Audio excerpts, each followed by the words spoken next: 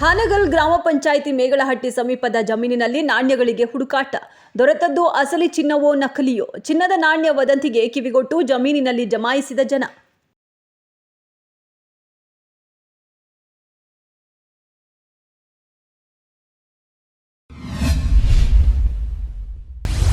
ಸಮಾಜದಲ್ಲಿ ದ್ವೇಷ ಬಿತ್ತುವ ಉದ್ದೇಶದಿಂದ ಮಹಿಳೆಯರ ಕುರಿತು ಕೀಳಾಗಿ ಕಲ್ಲಡ್ ಪ್ರಭಾಕರ್ ಭಟ್ ಮಾತನಾಡಿದ್ದಾರೆ ಎಂದು ಜಾಗೃತ ನಾಗರಿಕರು ಆರೋಪ.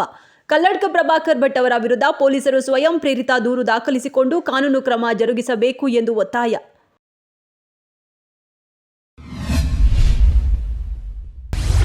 ರಾಜ್ಯದಲ್ಲಿ ಒಟ್ಟು 34 JN1 ಸೋಂಕಿತ ಪ್ರಕರಣಗಳು ಪತ್ತೆ. ಡಿಸೆಂಬರ್ 26ಕ್ಕೆ ಸಂಪುಟ ಉಪಸಮಿತಿ ಸಭೆಯಲ್ಲಿ ವಿಸ್ತೃತ ಚರ್ಚೆ, ಅಗತ್ಯ ತೀರ್ಮಾನ ಕೈಗೊಳ್ಳಲು ನಿರ್ಧಾರ.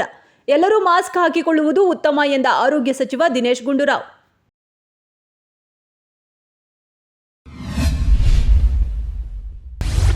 ಸ್ಯಾಂಡಲ್ವುಡ್ ಸೆಲೆಬ್ರಿಟಿಗಳೇ ನಡೆಸುವ ಕನ್ನಡ ಚಲನಚಿತ್ರ ಕಪ್ನ 4ನೇ ಆವೃತ್ತಿಯ ಫೈನಲ್ ಪಂದ್ಯ. ಗೋಲ್ಡನ್ ಸ್ಟಾರ್ ಗಣೇಶ್ ನಾಯಕತ್ವದ ಗಂಗಾ ವಾರಿಯರ್ಸ್ ತಂಡ ಶಿವರಾಜ್ ಕುಮಾರ್ ನಾಯಕತ್ವದ ರಾಷ್ಟ್ರಕೂಟ ಪ್ಯಾಂಥರ್ಸ್ ತಂಡವನ್ನು 4 ರನ್ಗಳಿಂದ ಮಣಿಸಿದೆ.